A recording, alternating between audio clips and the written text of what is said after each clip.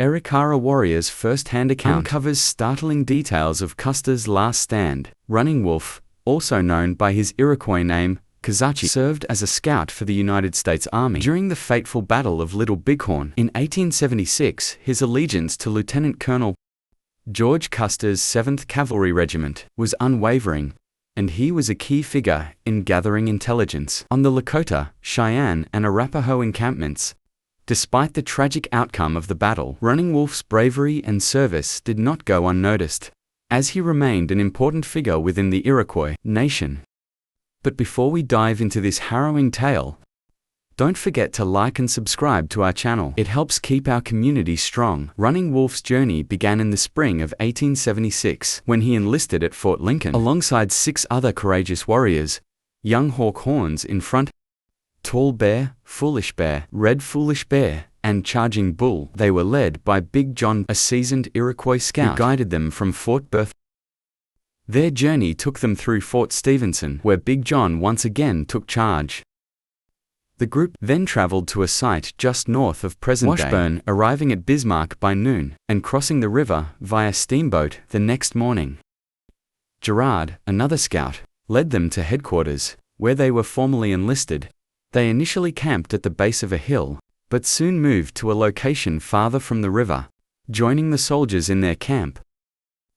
During their stay, they learned of Custer's absence in Washington, with the understanding that the expedition would begin upon his return, which it did 6 days later.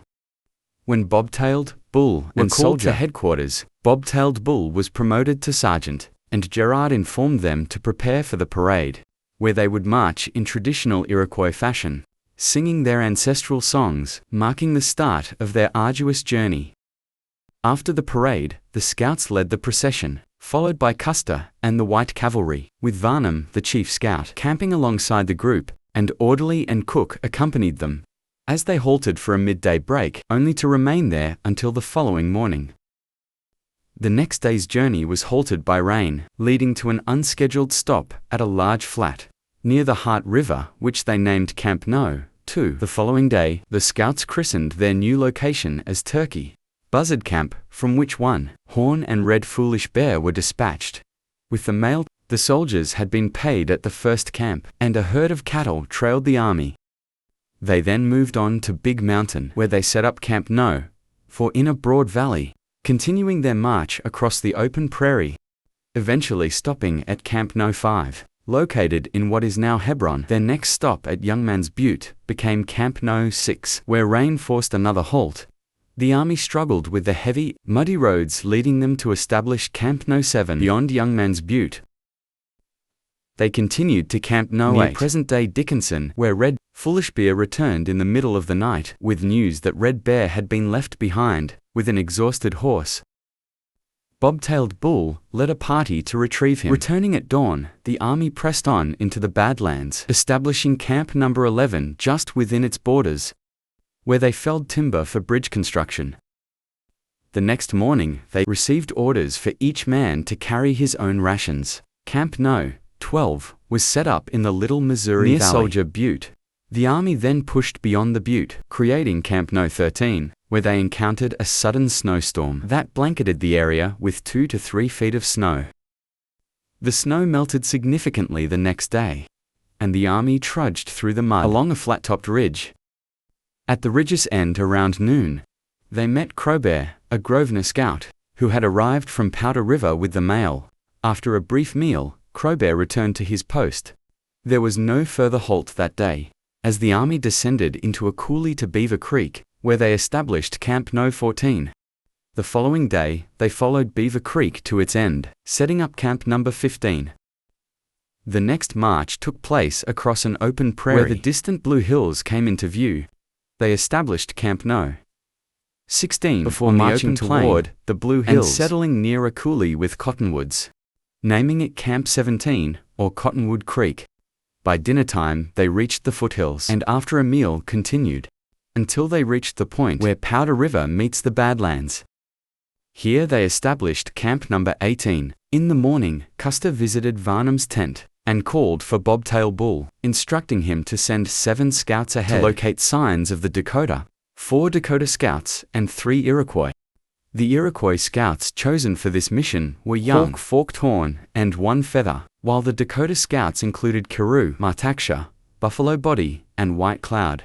Some white soldiers accompanied them. Marching in 2 lines, the orders were clear. They were not to return until they had found fresh signs of the Dakotas and were to report back to the base camp at the mouth of Powder River. Camp No. 19 was set up at this location, where a steamboat was docked. 2 ailing scouts' horns in front and were left at this camp under Torbia's care. A store tent run by a white man sold venison and hindquarters to the soldiers. For $4 each, the wagons were left behind. Guarded by soldiers, the army then marched to Tongue River, establishing Camp No. 20. About 2 miles from its mouth, the scouts reported their findings to Custer, and the army crossed the Tongue River, setting up Camp No. 21 on a plateau. The following day, they encamped on a flat-topped ridge, some distance from the Rosebud, near the Elk River, establishing Camp No. 22. Camp No. 23 was positioned on high ground, about a quarter-mile above the mouth of the Rosebud River. The next morning, Custer and his brother, Tom, visited the scout camp to confer with Soldier Bobtail, Bull, and Bloody Knife, with Gerard acting as the interpreter. During their meeting, Young Hawk informed them of a fresh Dakota camp discovered along the river. At the same time, the steamboat arrived with supplies, including boxes of hardtack crackers, which were quickly distributed. The scouts loaded their leather saddlebags with rations before Custer, busy writing dispatches, ordered 6 scouts to deliver them to the base camp at the mouth of Powder River.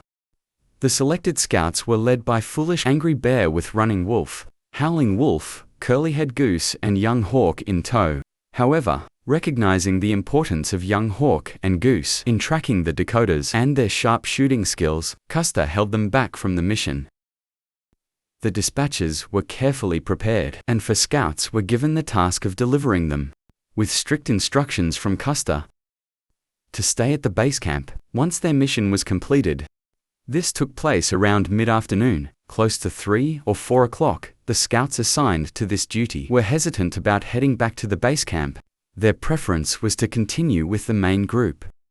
They traveled through the night, stopping for breakfast, then journeyed on for the rest of the day, and the following night at sunrise, they finally spotted the wagons at the base camp, about 1.5 miles away.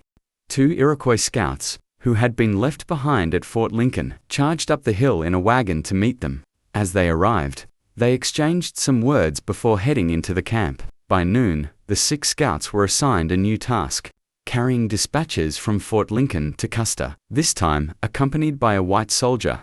Running Wolf was chosen to lead this group, which included Howling Wolf, horns in front, Tall Bear, charging up the hill, and Curly Head. After they had dinner, the group began their journey back, riding until the middle of the night, when they had to stop to rest.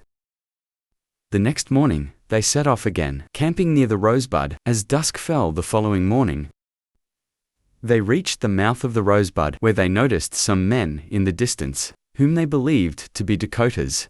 In response, they quickly took cover in the timber along the Rosebud and stayed hidden until sunset.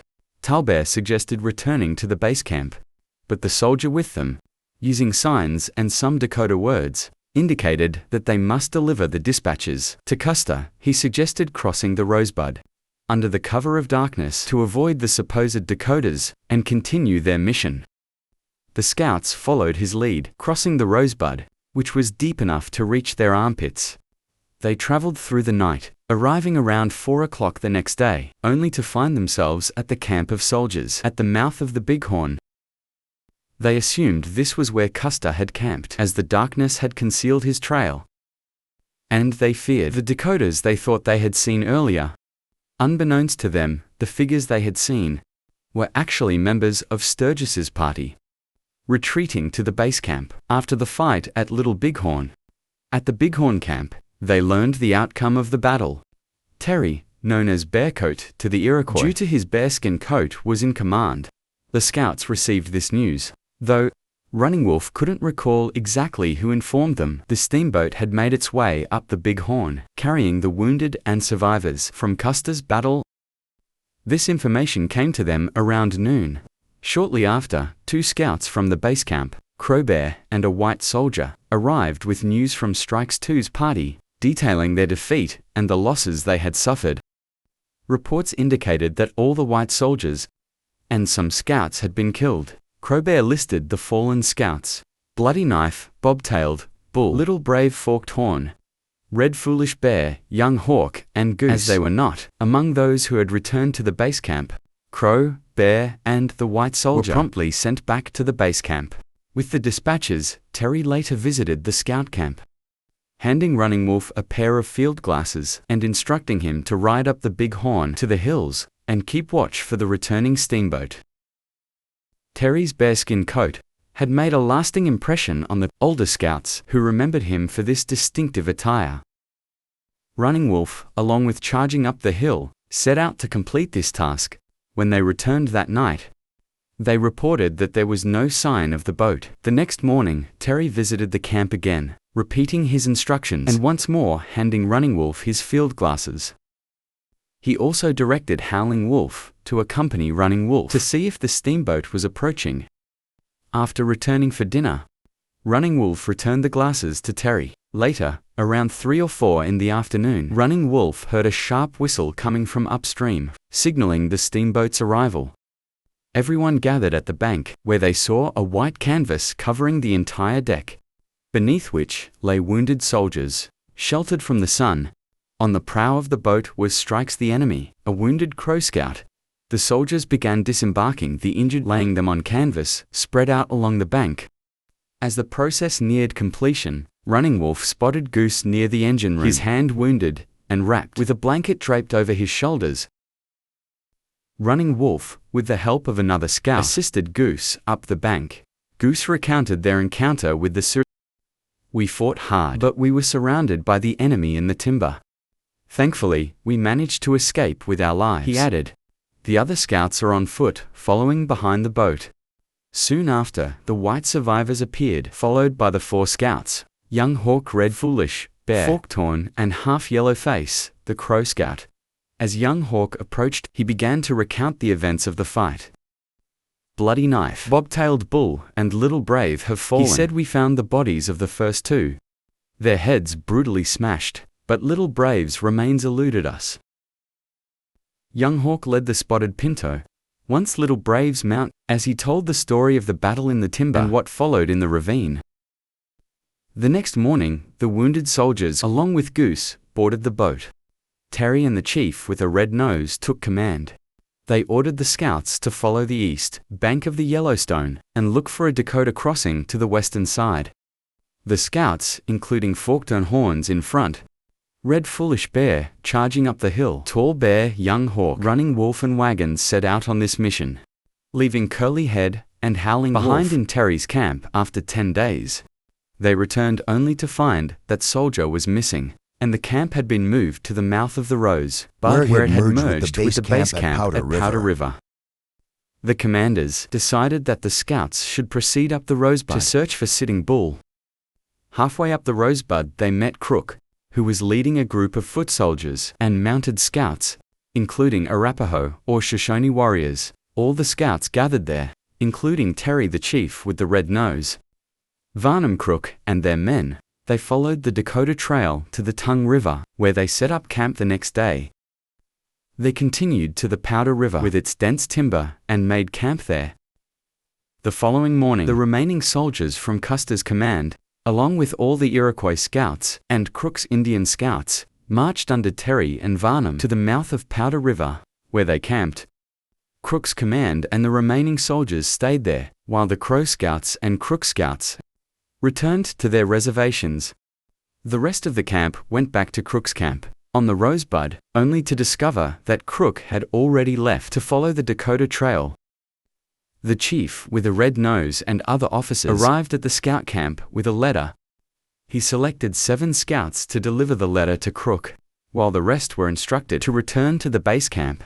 The 7 scouts soldier Black Fox, charging up the hill, Boy Chief, Young Hawk, Running Wolf, and were tasked with delivering the letter to Crook's camp. Upon reaching Crook, they learned that he was in pursuit of Bull's trail.